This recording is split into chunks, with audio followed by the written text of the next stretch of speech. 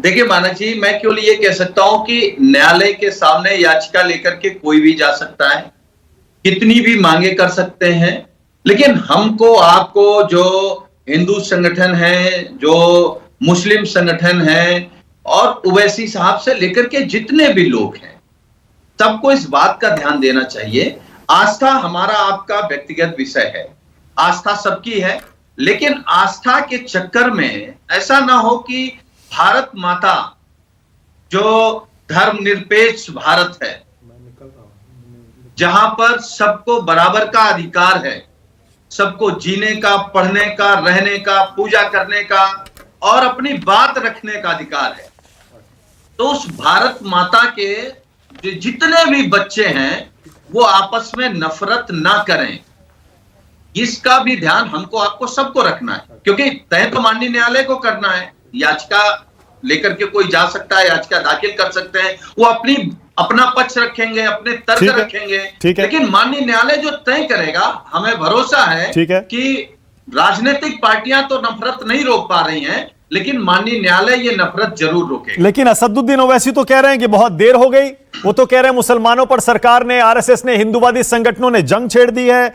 मुस्लिम दोयम दर्जे का नागरिक हो जाएगा, धर्मनिरपेक्ष राज्य का सपना दफन हो जाएगा, सरकारी पदों से मुसलमान इस्तीफा दे देंगे। वो तो मतलब ऐसी पिक्चर खींच रहे हैं जैसे पता नहीं क्या होने वाला है, कयामत आने वाली है। मैंने पहले ही कहा था कि ओवैसी साहब भी वही बोलते हैं जो उनकी राजनीति के लिए सूट करता है और भाजपा के लिए सूट करता है, और भाजपा भी वही बोलती है जो उनको सूट करे और भाजपा को सूट करे। जब इस देश की आजादी में मुसलमान बराबर का हिस्सेदार है, इस देश को बनाने में मुसलमान बराबर का हिस्सेदार है, हमारे आपकी गंगा जमुनी तहजीब को बचाए रखने के लिए मुसलमान बराबर का हिस्सेदार है, तो मुसलमान को कौन दोयम दर्जे का बना देगा? ये किसको डरा रहे हैं ओवैसी साहब, किसकी बात कह रहे हैं? तो भारतीय जनता पार्टी के एजेंडा रख रहे हैं।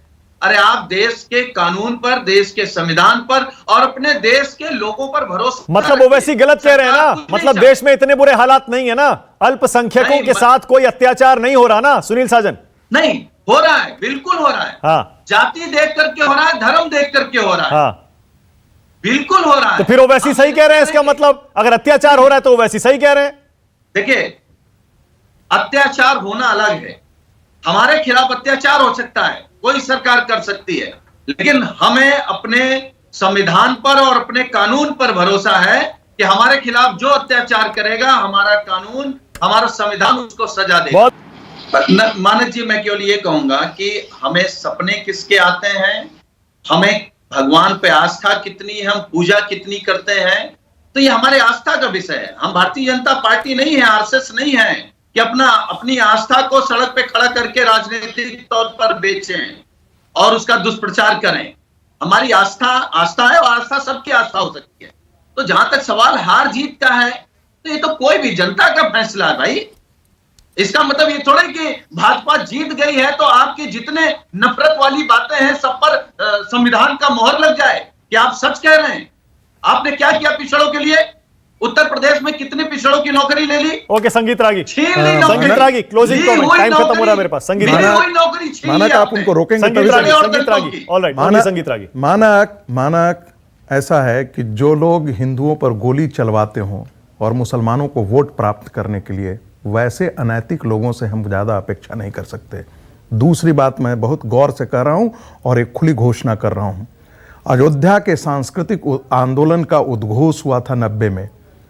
अब ये सांस्कृतिक उद्घोष रुकेगा नहीं, ये हिंदू समाज का संकल्प है। मैं ये फिर दोहरा रहा हूं, हिंदू समाज का संकल्प है, हिंदू जागा है।